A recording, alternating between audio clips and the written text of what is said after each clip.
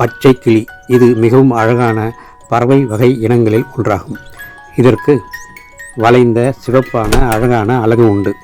விதைகள், பழங்கள், கொட்டைகள், தானியங்கள், காய்கறிகள் ஆகியவற்றை உண்டு உயிர் வாழும் ஒரு செல்லப்பிராணியாகும். கிளி நாம் பேசுவதை திரும்ப பேசும் ஒரு புத்திசாலி பறவையாகும். பொதுவாகவே இவைகள் மரப்பொந்துகளில் வாழும் பறவையாகும். கிளி இனங்களில் உலகத்திலேயே 372 வகைகள் இருப்பதாக சொல்லப்படுகின்றது. இதன் ஆயுட்காலம் சுமார் 50 ஆண்டு காலம் என்றுமே அறியப்படுகின்றது. நாட்டுக்கு நாடு இதன் வண்ணமும் எடையும் நீளமும் மாறுபட்டு காணப்படுகின்றன. மதுரை மீனாட்சி அம்மன் கையில் இருப்பதும் இதே கிளிதான். கிளி வீடு தூது என்று இலக்கியங்கள் போற்றுவதும் இதே கிளிதான்.